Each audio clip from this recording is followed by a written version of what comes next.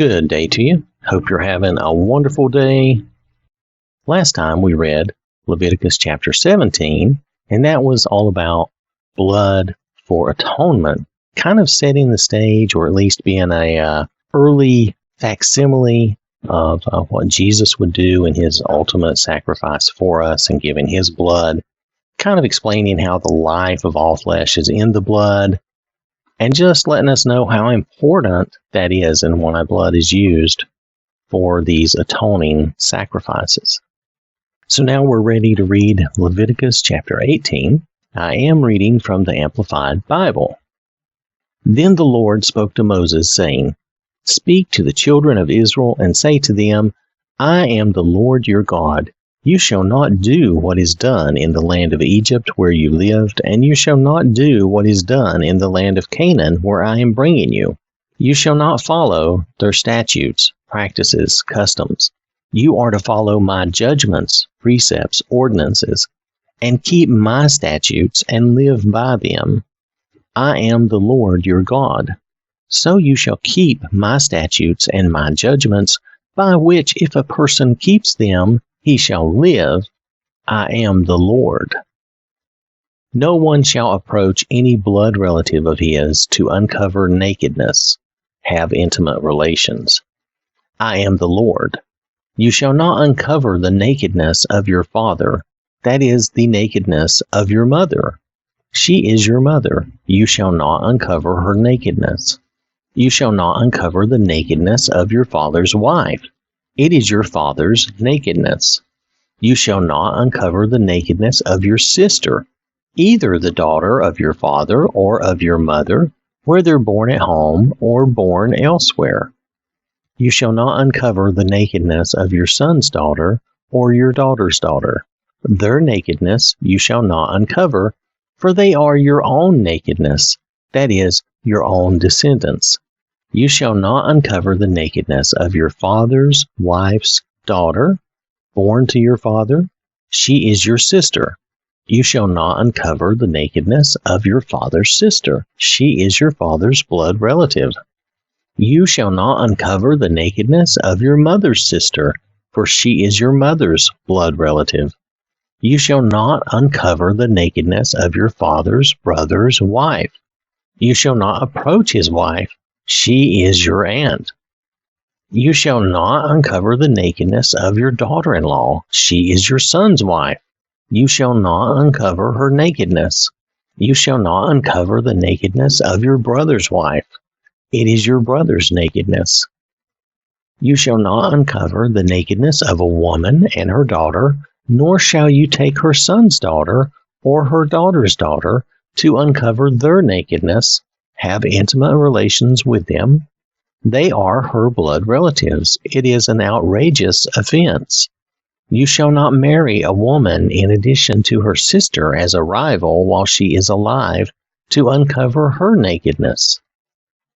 Notice, you shall not marry a woman in addition to her sister. Now we know before this time that this has happened, right? We know that I believe this happened with Jacob, actually. I believe that is the case that I'm thinking of, where he married the two sisters. Now, he was forced into it. He didn't choose that, but that's what happened. And it's interesting to see how God says, no, that is wrong. That is not a good thing, because it causes rivalry, causes strife in the family. Also, you shall not approach a woman to uncover her nakedness during her menstrual impurity and ceremonial uncleanness. You shall not have intimate relations with your neighbor's wife to be defiled with her. You shall not give any of your children to offer them by fire as a sacrifice to Molech, the god of the Ammonites. Nor shall you profane the name of your God by honoring idols as gods. I am the Lord. You shall not lie intimately with a male as one lies with a female. It is repulsive. You shall not have intimate relations with any animal to be defiled with it, nor shall a woman stand before an animal to mate with it. It is a perversion. Do not defile yourselves by any of these things, For by all these the nations which I am casting out before you have become defiled. For the land has become defiled. Therefore I have brought its punishment upon it, and the land vomits out its inhabitants. But as for you, you are to keep my statutes and my judgments, precepts, and shall not commit any of these repulsive acts, neither the native born, nor the stranger who lives temporarily among you. For all these repulsive acts have been done by the men who lived in the land before you, and the land has become defiled. Do none of these things, so that the land will not vomit you out, should you defile it, as it has vomited out the nation which has been before you. For whoever commits any of these repulsive acts, those persons who do so shall be cut off from among their people, excluding them from the atonement made for them. So keep my command. Do not practice any of the repulsive customs which have been practiced before you, so as not to defile yourselves by them. I am the Lord your God.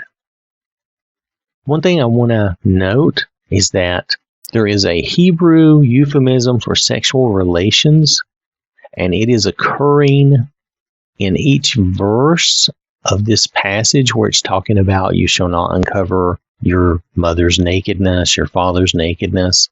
This is a euphemism, a Hebrew euphemism for having sex. Now, I don't know if that's just an old euphemism or if that's still something that would be around today, but nonetheless, that is what that's saying. That's saying you shall not uncover the nakedness of, meaning you shall not have intimate relations with.